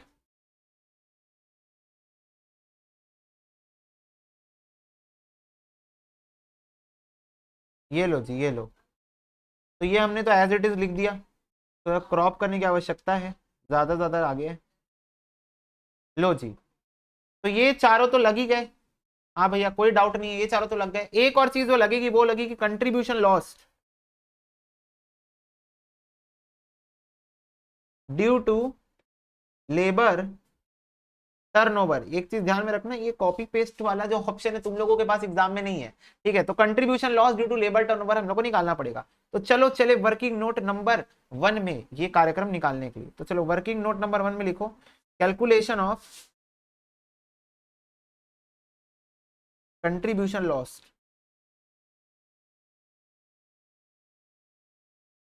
Due to labour turnover. तो सबसे पहले अगर तुम देखोगे पिछले साल की तुमको सेल्स हुई है 66 लाख और पीवी रेशियो 20% का है। तो लिखो यहां पर sales is equal to 66 lakh, PV ratio क्या है 20% है। तो व्हाट इज कंट्रीब्यूशन 66 लाख का 20% निकाल दो। 66 लाख का 20%, तो ये आ जाएगा, सॉरी ये आ रहा है 13,20,000 रुपए। तो ये मेरा कंट्रीब्यूशन लॉस्ट हो गया। अब मेरे को क्या निकालना पड़ेगा, इफेक्टिव आवर्स निकालने पड़ेंगे, प्रोडक्टिव आवर्स कितने थे ये निकालने पड़ेंगे। तो यहां पर लिखो, नेक्स्ट पेज में निकालना पड़ेगा, जगह नहीं है अपने पास।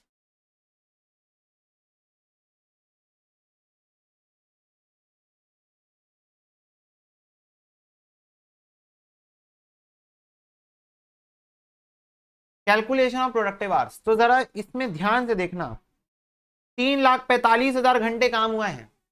3,45,000 घंटे काम हुए हैं और 75,000 तो अनप्रोडक्टिव आवर्स है। तो यहां लिखते जाओ प्रोडक्टिव आवर्स। तो प्रोडक्टिव आवर्स कितने होंगे, तो पहले ये बताओ कितने घंटे काम हुआ है। 3,45,000 3,45,000 लाख काम हुआ है, जिसमें से यहां देख लो एक्चुअल डायरेक्ट लेबर आवर्स, मतलब ये जो है ये, इसके अंदर इंक्लूडेड है 30,000 hours attributable training to new recruits. तो इसके अंदर 30,000 आवर्स ऐसे डले हुए हैं जो कि ट्रेनिंग के टाइम पे लग गए। उसमें से आधा जो है वो अनप्रोडक्टिव है। तो मैं इसका मतलब आधा प्रोडक्टिव है। बोलो क्या बात समझ में आ रही है? यस। तो प्रोडक्टिव आवर्स कितने होंगे, 3,45,000 है। इसके अंदर 30,000 ट्रेनिंग के घुस के बैठे 30,000 पर। अब मेरे को एक बात बताओ, 30,000 ट्रेनिंग के थे, उसमें से 15,000 अनप्रोडक्टिव है, इसका मतलब 15,000 प्रोडक्टिव है। तो अनप्रोडक्टिव वाले को हटा दो, तो कितना हो गया ये 3,30,000 घंटे हैं आपके क्या प्रोडक्टिव आवर्स। ठीक है, 3,30,000 घंटे आपके प्रोडक्टिव आवर्स है। अनप्रोडक्टिव आवर्स कितने, एक तो 75,000 अनप्रोडक्टिव है, ये तो क्वेश्चन ही बोल दिया है। इसके अलावा 15,000 घंटे किसके, ट्रेनिंग के। तो टोटल आपका 90,000 क्या है अनप्रोडक्टिव आवर्स है। समझ में आ गई बात? फिर से सुनो, 3,45,000 घंटे एक्चुअल डायरेक्ट लेबर का काम हुआ है, जिसमें से 30,000 की ट्रेनिंग का टाइम इसके अंदर इंक्लूडेड है। 30,000 ट्रेनिंग का टाइम, इसको ऐसे समझ लो 3,45,000 है, इसके अंदर प्रोडक्शन और ट्रेनिंग दोनों का टाइम है।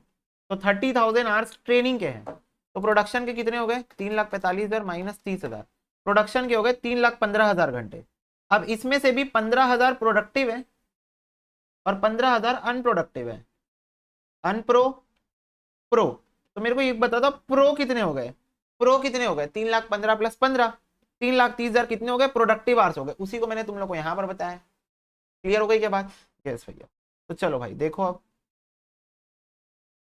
Contribution lost per unit is equal to 13,20,000 divided by productive hours. 13,20,000 divided by 3,30,000, तो ये आ गया मेरा 4 रुपए पर यूनिट आ रहा है बच्चों। तो 4 रुपए पर यूनिट मेरा कंट्रीब्यूशन लॉस्ट हो गया। तो इन टोटल मेरा कितना आ जाएगा, ये 90,000 अनप्रोडक्टिव आवर्स है इंटू 4 रुपए। तो बेसिकली 90,000 घंटे पर आवर 4 रुपए के हिसाब से मेरा लॉस हो गया। 90,000 अनप्रोडक्टिव रहे, इंटू 4 कर दो, 3,60,000 रुपए का मेरा लॉस हो गया, कंट्रीब्यूशन लॉस्ट हो गया। क्यों? क्योंकि 90,000 घंटे अनप्रोडक्टिव रहे। अगर ये घंटे प्रोडक्टिव होते तो मैं 4 रुपए कमाता, पर ये 4 रुपए में नहीं कमाए क्योंकि अनप्रोडक्टिव थे। तो यहां लिख दो 3,60,000 रुपए।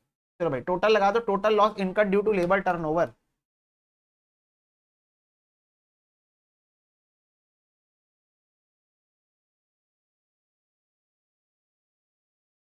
4,35,000 रुपए, 4,35,000 रुपए। This is the total lost due to labour turnover, या प्रॉफिट लॉस्ट, प्रॉफिट चला गया या लॉस हो गया। प्रॉफिट लॉस का मतलब लॉस ही होता है, तो इतना लॉस हो गया मेरे को ड्यू टू लेबर टर्नओवर। तो फटाफट से सारे बच्चे इसको नोट डाउन करो। पहले तुम लोग ये देख लो इधर, फिर अब इसको नोट डाउन करना। देखो कॉपी में अच्छे से नोटिंग होनी चाहिए, क्वेश्चन तुम लोग को टेलीग्राम ग्रुप से मिल जाएंगे, मैं पहले बोल दिया हूँ ये बात, ठीक है बच्चों। यस भैया, चलो नोट कर दो इसको फास्ट। चलो जी, चलो जी, चलो चलो चलो जी, नेक्स्ट क्वेश्चन देखो जी।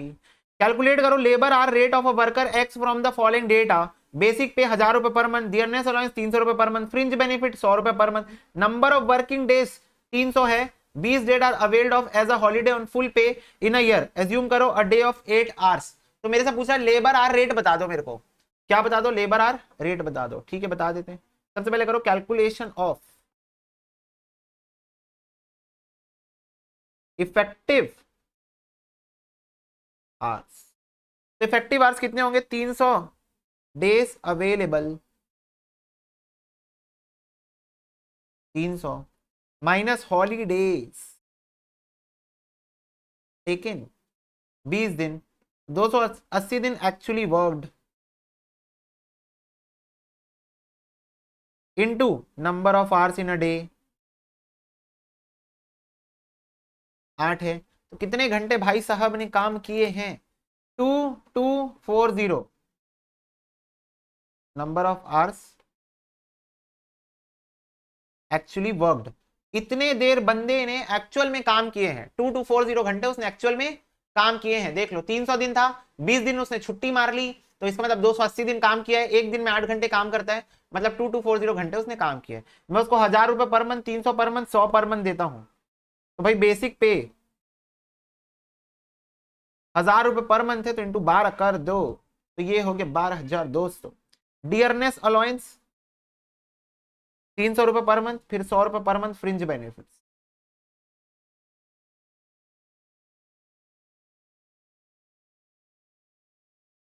तो ये हो गया 1200, ये हो गया 3600।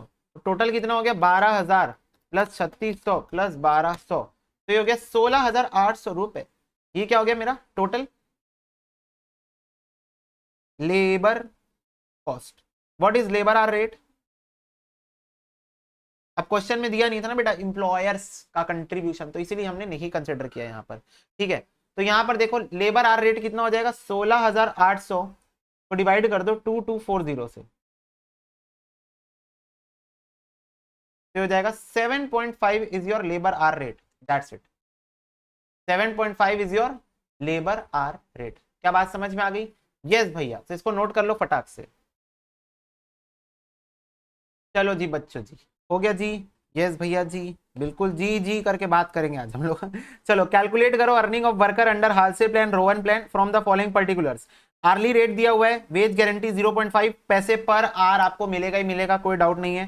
Standard time for producing 1 dozen article 3 घंटे, मतलब 1 डजन बनाने में आपको 3 घंटा स्टैंडर्ड टाइम अलॉटेड है। Actual time taken by worker to produce 20 dozen 48 hours, तो बोल रहा है एक्चुअल आवर जो वर्कर ने लिया है 48 आवर्स लिया हुआ है। तो देखो एक बार डेटा की अपन समरी कर लेते हैं। तो 1 डजन बनाने के लिए 3 घंटे लगते हैं, 3 घंटे, उसने 20 डजन बनाए हैं, तो 20 इंटू 3 कर दो, उसको 60 आवर्स मिलना चाहिए for actual production. This is what standard hour for actual production, मतलब मेरे को स्टैंडर्ड मिला हुआ था 1 दर्जन भाई 3 घंटे में बना के दे देना, स्टैंडर्ड दे रहे तेरे को। हमने 20 दर्जन बनाए, तो कायदे से मेरे को 60 घंटे मिलने चाहिए था प्रोडक्शन के लिए, पर मैं कितने घंटे में बना दिया हूँ, 48 आवर्स में मैं बना दिया हूँ। एक्चुअल आवर्स मैं बना के रेडी कर दिया हूँ पूरा मसाला 48 आवर्स में, 60 आवर्स मेरे को मिलने चाहिए थे, पर मैं 40 आवर्स में बना दिया, तो मैंने टाइम कुछ सेव कर लिया है। कितना टाइम मैंने सेव कर लिया है, 60 माइनस 48, 12 घंटे मैंने सेव कर लिए। ठीक है, और मेरा जो आर्ली रेट है वो 0.5 पैसे है पर आवर। ठीक है, तो मेरे को बोल रहा है हालसे प्लान और रोवल प्लान दोनों से निकाल दो आंसर। तो चलो हालसे प्लान के अंदर हम लोग निकाल लेते हैं। तो कैसे निकलता है हालसे प्लान के अंदर, सबसे पहले जितना टाइम काम किए हो 48 आवर्स, इस पे तो गारंटी 0.5 दे ही दूंगा, गारंटी प्लस हाफ दूंगा जितना टाइम सेव किए हो इनटू टाइम रेट। ये होता है हालसे प्लान में। रोवन प्लान में क्या होता है, रोवन प्लान में होता है जितना देर काम किए उतना तो दूंगा ही दूंगा, प्लस प्रोपोर्शनेट दूंगा जितना टाइम सेव कियो अपॉन जितना टाइम आपको अलॉटेड था 60 आवर्स, जितना टाइम सेव कियो upon time given to you for the purpose of production like standard time, उसका प्रोपोर्शन इनटू, एक सेकेंड, अच्छा सॉरी, हाँ, टाइम टेकन, मैं उल्टा लिख दिया उसको, है बेसिकली 12 इंटू 0.5। तो दोनों चीज यहां पर सेम होती है, जितना आपने ऑर्गेनाइजेशन का पैसा बचाया है, 12 घंटे आप कम काम किए हो और 12 इंटू 0.5 इतना रुपए आपने ऑर्गेनाइजेशन का बचाया। तो हाल से क्या बोलता था, हाल से बोलता था आपको जितना पैसा बचा के दियो हमारा, उसका हम आपको आधा दे देंगे 50%। और रोवन क्या बोलता था, हम आपको प्रोपोर्शनेट देंगे actual time taken upon standard time. ठीक है, मैं एक्चुअल अपॉन स्टैंडर्ड, ठीक है, इसका प्रपोर्शन हम आपको दे देंगे। तो ये हाल से और रोवन बोलते थे। तो इसको तुम लिख लो 48 इंटू 0.5 मेमोरी प्लस में डाल दो, 12 into 0.5 divided by 2 memory plus MRC. तो इसका आगे 27 रुपए अर्निंग हो गई अंडर हाल से प्लान। और रोवन प्लान में 48 into 0.5 memory plus 48 divided by 60 into 12 into 0.5 memory plus MRC में डाल दो, तो 28.8 हो गया रोवन प्लान के। That's it. तो हाल से प्लान और रोवन प्लान के अंदर ये तुम्हारे क्या आ गए, वेजेस आ गए। क्लियर हो गई क्या बात। हाल से क्या बोलता था, जितना बचा रहे हो पैसा उसका आधा दे दूंगा, और रोवन बोलता था जितना पैसा बचा रहे हो उसका प्रोपोर्शनेट दे दूंगा actual time upon standard time. ठीक है, ओके, इसको भी फटाक से एक बार नोट कर लो। ठीक है, मैं नोटिंग का टाइम तुमको दे रहा हूँ, बार बार मैं वीडियो पॉज कर रहा हूँ, कुछ बच्चे इधर भी है जो नोट कर रहे हैं, इसलिए I need to pause the video for them also. ठीक है, तो वीडियो को पॉज कर दो तुम लोग भी, अगर तुम लोग वीडियो लेक्चर देख रहे हो तो, और नोट डाउन कर लो फास्ट। चलो बच्चा पार्टी हो गया क्या, यस भैया यस हो गया। नेक्स्ट क्वेश्चन देखो, इन अ फैक्ट्री 2 वर्कमैन ए और बी प्रोड्यूस कर रहे same product using same raw material, same product बना रहे, सेम रॉ मटेरियल यूज करके बना रहे, they are paid bonus according to Rowan system. तो बोल रहा है रोवन सिस्टम के अंदर हम उनको वेजेस पे करते हैं। बोल रहा है time allotted to product is 40 hours, बोल रहा है जितना टाइम आपको अलॉट है 40 घंटे का टाइम आपको अलॉट है, और ए टेक कर रहा है 25 घंटे और बी ले रहा है 30 घंटे टू फिनिश द प्रोडक्ट। मतलब 40 घंटे में से ए 25 घंटे में काम खत्म कर रहा है, बी 30 घंटे में काम खत्म कर रहा है। The factory cost of the product for A is 193.75 and for B 205। Factory overhead rate is 1 rupees per man hour. तो बोल रहा है फाइंड करो normal rate of wage and cost of material used for the product. तो बोल रहा है ए को जो मैं टोटल पेमेंट करता हूं वो करता हूं 193.75 की, और बी को मैं टोटल पेमेंट करता हूं 205 रुपए की, और 1 रुपए पर मैन आवर जो है वो आपका क्या है, ओवरहेड से, फैक्ट्री का ओवरहेड। तो मेरे को क्या बोल रहा है क्वेश्चन पता है, आर्ली रेट बता दो कितना उनको दिए हम लोग। ठीक है, आर्ली रेट बता दो और कॉस्ट ऑफ मटेरियल बता दो। अब ये बात को समझ के चलना, चलो, कि जो भी हम यहाँ पर कार्यक्रम करने वाले हैं उसके अंदर में जो मेरा मटेरियल होगा उसकी जो कॉस्ट है उसको हम एक्स एज्यूम कर रहे हैं, because it is going to be same for both. पहली लाइन में लिख दिया है साफ साफ, सेम मटेरियल सेम प्रोडक्ट। ठीक है, तो मटेरियल का कॉस्ट हम एक्स ले रहे हैं, और क्योंकि हम लोग रोवन के अंदर हम लोग इन लोगों को वेजेस दे रहे हैं, तो रोवन के अंदर जो वेजेस देते हैं तो कैसे देते हैं, तो एस वेजेस कैसे आएगा, जितने घंटे वो काम किया है, मान लो क्या 25 घंटे ही वो काम किया है, इनटू मान लो जो मेरा नॉर्मल जो वेज रेट होता है, नॉर्मल वेज रेट वो वाई होता है। ठीक है, प्लस करेंगे proportionate amount of time taken upon standard time, time taken upon standard time, into जितना समय उसने बचा दिया, तो 40 माइनस 25 इनटू वेज रेट, ये होता है ना रोवन प्लान के अंदर। ठीक है, proportionate of time taken upon time standard time, और जितना समय उसने बचा दिया, तो इसने 40 माइनस 25 समय बचा दिया है। तो ए की वेजेस कितनी आ जाएगी, 25y प्लस ये हो जाएगा 40 माइनस 25 इंटू 25 डिवाइडेड बाय 40, तो ये हो जाएगा 9.375y। ठीक है, तो इसको भी प्लस कर दो, तो हो जाएगा 34.375y। ये आ गई ए की wages under Rowan plan.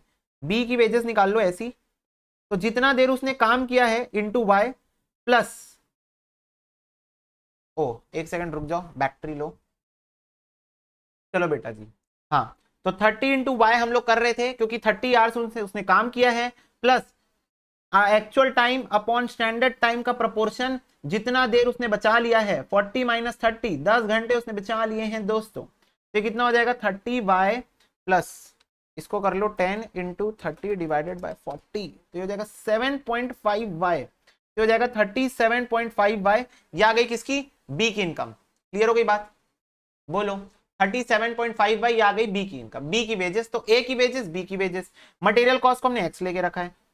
Okay भैया, तो ये दो चीज हो गई। तीसरा है मेरा फैक्ट्री का कॉस्ट, तो फैक्ट्री का कॉस्ट कितना हो जाएगा? For a it is 25 hours into 1 रुपए 25, और for B it is 30 hours into 1 रुपए 30 रुपए। क्योंकि क्वेश्चन बोल के रखा जितना मैन आवर्स है पर आवर 1 रुपए लगता है। तो अब मेरे को एक नॉर्मल सी कॉस्ट शीट तुम अगर बना के दिखाना चाहते हो तो मेरे को एक बात बताओ, पर्टिकुलर्स ए का और बी का, material X X, labour 34.375 Y और 37.5 वाई, फैक्ट्री ओवरहेड्स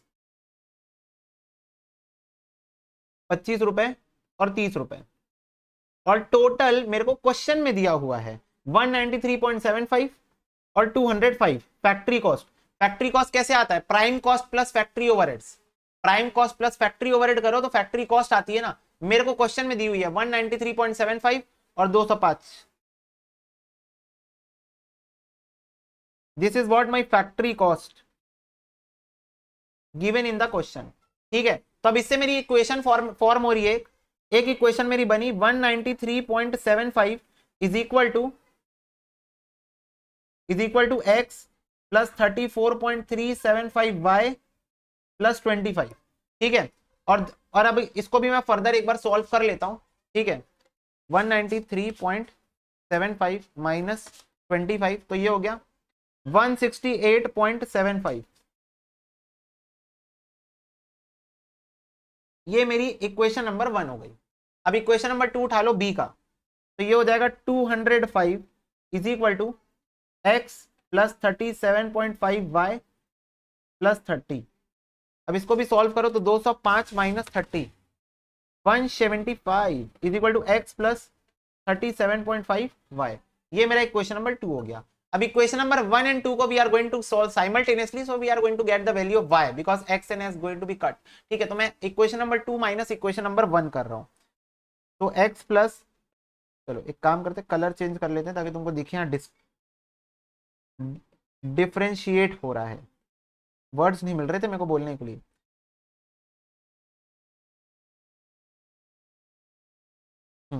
चलो इसको कर लेते हैं हम लोग माइनस, तो x और x तो कट जाएगा। 37.5 माइनस 34.375, तो ये हो गया 3.125 y is equal to 175 minus 168.75, तो ये हो गया 6.25। तो we are going to get y is equal to 6.25 divided by 3.125, तो y इज इक्वल टू आ गया मेरा 2। लो जी लो, अब y इज इक्वल टू 2 आ गया, जहां मन वहां इक्वेशन में y की वैल्यू डाल दो। लेट से हम लोग यहीं पर डाल देते हैं y की वैल्यू, तो y की वैल्यू हम लोग इक्वेशन नंबर 2 में डाल देते हैं, तो ये कितना आ जाएगा 175 is equal to x plus, y की वैल्यू 2 आ गई है, तो 37.5 इंटू 2, 37.5 इंटू 2, ये हो गया 75। तो x इज इक्वल टू हो जाएगा 175 minus 75, x is equal to आ गया 100। तो मेरे को मटेरियल की भी वैल्यू मिल गई, मटेरियल की भी वैल्यू मिल गई है दोस्तों। और मेरे को एक और चीज मिल गई है, क्या है? ये अपना नॉर्मल रेट। तो नॉर्मल रेट ऑफ वेजेस मिल गया 2 रुपए आंसर, और कॉस्ट ऑफ मटेरियल यूज मिल गया 100 रुपए। अब ये एक बात याद रखना, इस टाइप का क्वेश्चन जब आपका सब्जेक्टिव मैटर में आ रहा है एग्जाम में, ठीक है, सब्जेक्टिव मैटर में, तो आपको ये कार्यक्रम तो कर लेना है, साथ साथ में बिना बोले आपको ये टेबल को पूरे न्यूमेरिकल फॉर्मेट में बना देना है एज अ कॉम्प्लीमेंट। भैया जरूरी है, बिल्कुल जरूरी है। अगर सब्जेक्टिव मतलब आपका लिखने वाला राइटिंग वाला एग्जाम है, प्रॉपर आपको लिख के आना है सारी चीजें, तो आपको ये कार्यक्रम बिना बोले करके आना है कि हाँ y की वैल्यू डाल दो और इसको, और x की वैल्यू डाल दो और इसको प्रॉपर एक बार यहां पर फिर से निकाल दो। बाकी फिलहाल अगर आपका एग्जाम ऑनलाइन बेस्ड हो रहा है, जैसे आजकल सीएमए का एग्जाम ऑनलाइन बेस्ड होता है, तो वहां पर अगर सिर्फ आपसे डायरेक्टली आंसर पूछते हैं तो आप ऑफकोर्स आंसर टिक करके आगे बढ़ जाओगे। ठीक है, तो चलो जी, इसको आप लोग नोट डाउन कर लो फटाफट। जो भी बच्चे देख रहे वीडियो कृपया करके पॉज कर करके नोट डाउन करें।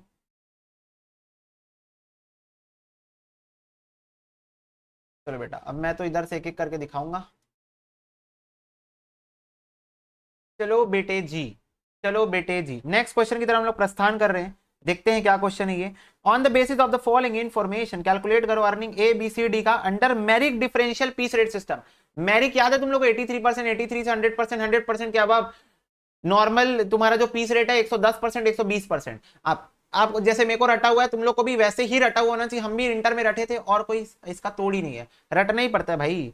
Standard production per hour 12 unit है। नॉर्मल रेट जो है तुम्हारा 0.60 पर यूनिट है।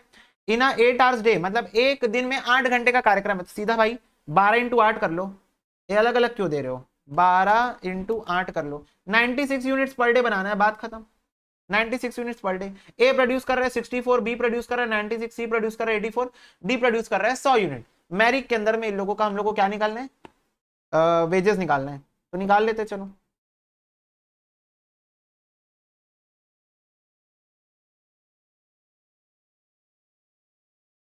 Standard production per day A B C और डी 96 96 96 96 बनाना तो सबको यही है। स्टैंडर्ड प्रोडक्शन, एक्चुअल प्रोडक्शन लिख लो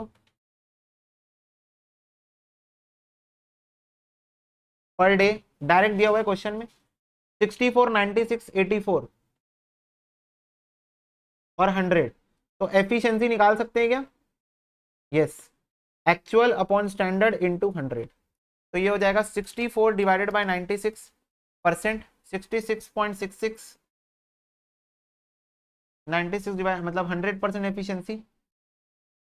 84 डिवाइडेड बाय 96%, तो ये हो जाएगा 87.5% एफिशिएंसी। और 96 divide by 100, sorry 100 divide by 96, तो ये हो जाएगा 104.16। तो ये आपकी एफिशिएंसीज हो गई क्या, यस भैया, ये आपकी एफिशिएंसी हो गई। एफिशिएंसी के अकॉर्डिंग मेरिक क्या बोलता था, 83% तक गारंटी पीस रेट दूंगा, 83 से 100 के बीच में 110% दूंगा, 100 भी क्रॉस कर दी तो 120 दूंगा। तो मेरा नॉर्मल रेट क्या है, हर केस में 0.6 0.6 0.6 0.6। अब मेरिक पीस रेट कितना आएगा, अब भाई साहब का तो 66.66 है, तो आपको तो सेम ही मिलेगा गारंटी पीस रेट, ठीक है। इस भाई साहब का 100% है, तो 83 से 100 में आपको कितना मिलता है, 110% मिलता है। तो एक काम करो 0.6 में प्लस कर दो 10%, प्लस 10%, तो ये आ गया 0.66 मिलेगा आपको। वैसे ही इन भाई साहब को भी 0.66 मिलेगा 83 से 100 के बीच में। और ये लास्ट वाले डी भाई साहब 100 को भी क्रॉस कर गए तो आपको 120 मिलेगा। तो 0.6 में प्लस कर दो 20%, तो ये आ गया 0.72। अब निकाल दो वेजेस, कितनी आ जाएगी, 64 बनाया है इन्होंने इंटू 0.6, 96 इंटू 0.66, 84 इंटू 0.66, 100 इंटू 0.72, 38.4, 63.36, 55.44, 72, खत्म। और भाई एक काम करना, तुम लोग नोट में डाल के आ जाना कि मैरिक का जो सिस्टम होता है, मैरिक का सिस्टम वो क्या सिस्टम फॉलो करता है, उसको तुम लोग जरूर से नोट में एक बार चिपका के जरूर आना कि मैरिक सिस्टम के अंदर क्या फॉलो होता है, मतलब वो 83 से 100 वाला स्लैब्स, इसको फटाक से नोट डाउन कर लो। चलो जी, हो गया, यस भैया। नेक्स्ट क्वेश्चन की तरफ प्रस्थान करो। देखो, a workman execute a piece of work in 120 hours as against 150 hours allowed to him। तो बोल रहा है 150 आवर हमने दे दिए थे पर वो 120 घंटे में कर दिया काम, ठीक है। his hourly rate is 25 रुपए and he gets a dearness allowance of 100 रुपए per day of 8 hours work in an addition to his wages। तो बोल रहा है यहाँ पर कि उसका अर्ली रेट 25 रुपए है और उसको एक डियरनेस अलाउंस भी मिलता है 100 रुपए प्रतिदिन का, जहां पर 8 घंटे एक दिन के काम होते हैं, 8 आवर्स वर्क होता है in addition to his wages. What earning will a workman receive under the following incentive scheme, Halsey premium plan 50%, Rowan और इमर्सन। तो बेसिकली क्वेश्चन मैंने इमर्सन के वजह से डाल के रखा है तुम लोगों के लिए, ठीक है भैया, इमर्सन के वजह से डाल के रखियो, वेरी गुड बात है जी। देखो जी, स्टार्ट करें क्वेश्चन, यस भैया।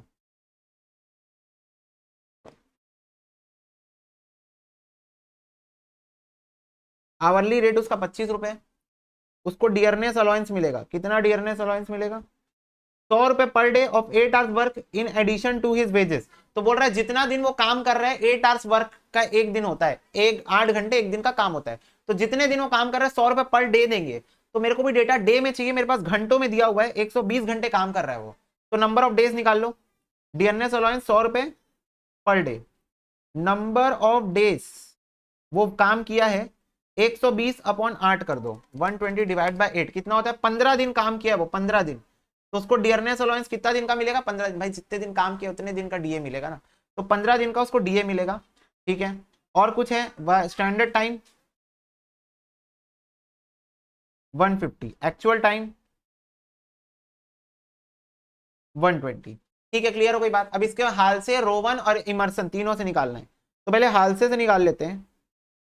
हाल से क्या बोलता है, पक्का पक्का क्या मिलेगा, जितना देर काम किए हो इनटू आपका रेट, प्लस हम आपको 50% दे देंगे इसका, जितना आप टाइम सेव्ड कर रहे हो, कितना 150 माइनस 120 इंटू आपका रेट, तो ये कितना हो जाएगा 120 into 25 memory plus 150 minus 120 divided by 2 into 25 memory plus MRC, ये आ रहा है 3375। अब इसमें डीए भी ऐड कर दो, डियरनेस अलाउंस 15 दिन 100 रुपए, तो 1500 हो गया, तो टोटल वेजेस कितना हो गया,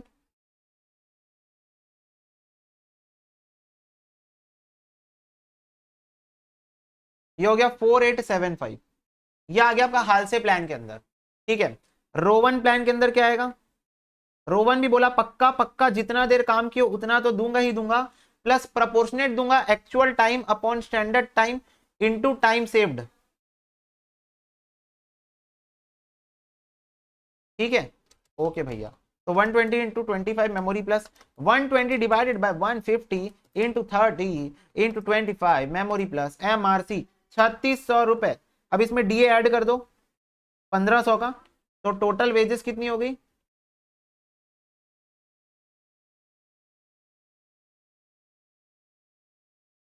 ये आ रही है 5100, ये आपकी टोटल वेजेस हो गई। यहां पर थोड़ी प्रेजेंटेशन खराब हो गई है, इसको तुम लोग अच्छे से लिखना।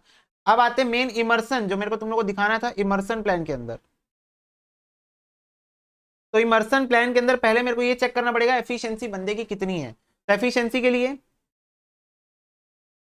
मैं क्या करूंगा, standard time upon actual time into 100 कर देंगे, तो 150 डिवाइडेड बाय 120%, 125% एफिशिएंसी, मतलब आपको गारंटी मिलेगा, जो आपका बेसिक रेट है वो आपको गारंटी मिल जाएगा, प्लस 20% एडिशनल बोनस मिलेगा, plus her work percent increase के लिए आपको एडिशनल मिलेगा।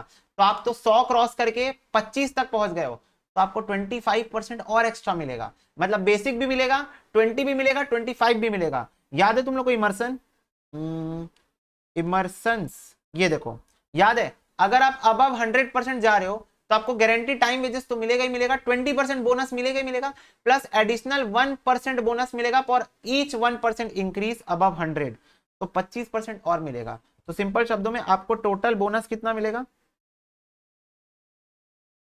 45% मिलेगा, 20 प्लस 25 45% बोनस मिलेगा। तो चलो भाई, नॉर्मल टाइम रेट कितना है, 120 इंटू 25, ये हो गया आपका 3000। इसमें ऐड कर दो बोनस, कितना मिलेगा 45%, तो 3000 का 45% ऐसे भी निकाल सकते हो, रेट से भी निकाल सकते हो, तुम्हारी मर्जी, तुम लोग को भी पता है दोनों में सेम ही आएगा eight the end of the day. 1350 और इसमें ऐड कर दो डीए, कितने का है 1500 रुपए का, टोटल कितना हो गया, प्लस 1500 प्लस 3000, ये हो गया 5850। तो this is your earnings under Emerson plan. ठीक है, और जानबूझ के ऐसा क्वेश्चन लिया गया जिसमें वो 100 को क्रॉस कर रहा हो, ताकि वो 100 को क्रॉस करने वाली कैलकुलेशन तुमको समझ में आए। 100 को क्रॉस करके कितना ऊपर निकल गया, ये 25% ऊपर निकल गया है, तो 20 तो बोनस मिलेगा ही मिलेगा, साथ में और 25% और मिलेगा। अगर ये 130 होता तो 20 प्लस 30 मिलता, अगर ये 150 होता तो 20 प्लस 50 मिलता। क्लियर हो रही है बात, यस भैया। तो एक एक करके काम करो, इसको नोट डाउन कर लो, हाल से रोवन कर लो पहले, तो चलो वीडियो को पॉज करो फटाक से और इसको नोट करो, और अब इसको करो बच्चों नोट। चलो जी बच्चे जी, हो गया।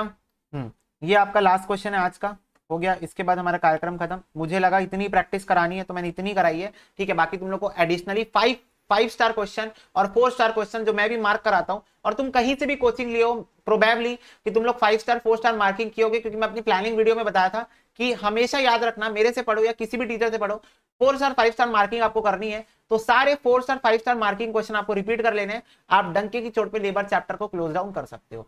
एक सीएमए इंस्टीट्यूट की बुक का एक क्वेश्चन याद आ रहा है, वो ग्रुप इंसेंटिव वाला याद है, जिसमें पूरे ग्रुप परफॉर्मेंस के बेसिस पे जो वो मिलता है आपको इंसेंटिव मिलता है, वो वाला क्वेश्चन रिपीट कर ही लेना, ठीक है। चलो, the management of a company wants to formulate an incentive plan for the worker with a view to increase productivity. The following particulars have been extracted from the book of company. Piece wage rate है 10 रुपए, early rate है 40 रुपए, weekly working hour है 40 और standard normal time taken per unit 15 minute का है, ठीक है। Actual output for a week, worker A 176 piece and worker B 140 piece. Differential piece rate 80% piece rate even output below normal and 120 piece rate when output above normal. तो ये किसके बारे में बात कर रहे हैं, समझ में आया तुम लोग को? टेलर के बारे में बात कर रहे हैं, टेलर के ऊपर ये क्वेश्चन है।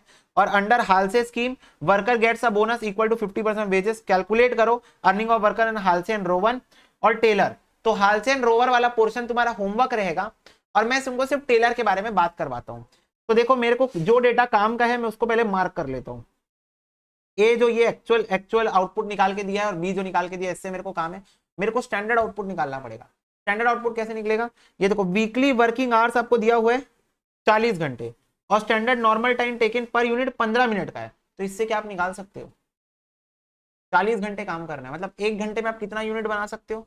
फटाफट से बताओ, 1 घंटे में आप कितने यूनिट्स प्रोड्यूस कर सकते हो? 15 मिनट 15 मिनट 15 मिनट 15 मिनट, 1 घंटे में आप 4 यूनिट बना सकते हो और 40 घंटे का टाइम आपको मिला है। तो 4 4 जा 40 इंटू 4, 160 यूनिट आप स्टैंडर्ड बना सकते हो। क्या बना सकते हो? स्टैंडर्ड। समझो ना इस बात को। 1 unit is equal to 15 minute आपको अलॉटेड है। तो आप 15 मिनट मतलब 4 यूनिट इन 1 आवर, 1 घंटे में आप 4 यूनिट बनाओगे। तो 40 घंटे में कितनी यूनिट बनाओगे? 4 इंटू 40, 160 यूनिट बनाओगे। कितने घंटे में? 40 घंटे में। तो ये क्या हो गया? आपका स्टैंडर्ड यूनिट्स हो गया।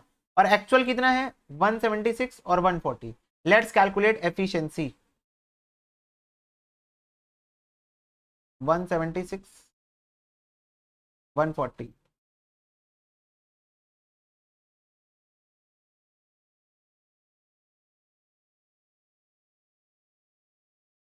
One 176 divide by 160%, 110%। OP in the chats. 140 divide by 160%, 87.5%। Sorry भैया, इनको मिलेगा 80% ऑफ पीस रेट और इनको भाई साहब को मिलेगा 120% ऑफ पीस रेट मिलेगा। एज पर टेलर अगर आप एफिशिएंसी से कम काम कर रहे हो तो हम आपको 80% देंगे, भले आप 99 पे ही क्यों ना हो। और अगर आप 100% या उससे ज्यादा पे हो तो हम आपको 120% देंगे। अब ये 83 और 125 होता है, पर यहाँ क्वेश्चन मेरे को खुद ही बोल दिया था तो मैंने वही ले लिया। पीस रेट क्या है? 10 रुपए है, तो उस हिसाब से इसका पीस रेट कितना आ जाएगा? 10 इंटू 120% यानी 12 रुपए आ जाएगा, और इसका 10 इंटू 80% यानी 8 रुपए आ जाएगा। तो वेजेस कितनी आ जाएगी फिर? 176 यूनिट्स इंटू 12 रुपए, 140 यूनिट इंटू 8 रुपए। 176 इंटू 12, 2112 आ गया। 140 इंटू 8, 1120 आ गया। तो ये आ गया आपका वेजेस अंडर टेलर प्लान। ठीक है, तो हाल से रोवन तुम लोग कर लेना, ठीक है। बट टेलर, क्योंकि मैं चाहता हूँ शॉर्टेस्ट पॉसिबल टाइम में, आई जस्ट वांट कि this videos are going to be below 1 hour, because अगर तुम लोग एग्जाम के एकदम एक्सट्रीम पॉइंट पे वीडियोस देख रहे हो तो तुम लोग का रिवीजन भी अच्छे से हो जाए, ज्यादा टाइम तुमको इन्वेस्ट ना करना पड़े, ठीक है। Because guys I think you also understand कि this is a fast track batch, so I am trying to cover all the concepts, but it is not possible कि मैं हर क्वेश्चन को करा सकूं। हाल से रोवन के हमने 2 क्वेश्चन कर ही लिए, ठीक है, तो I think it's sufficient for us, ठीक है। तो ये हमारा लास्ट क्वेश्चन था। इसके बाद we are going to wind up this chapter, labour chapter, and from next lecture we are going to start with overheads concept, then we'll continue with questions as usual. So that is all for this video guys. अगर video पसंद आई तो like कर दो, channel में नहीं हो तो subscribe जरूर कर देना, और कमेंट सेक्शन अपनी भावनाएं व्यक्त कर सकते हो। मिलते हैं तुम लोग से अगले वीडियो में, तब तक के लिए God bless you, take care and bye bye. अच्छा, इसको नोट कर लेना। बाय।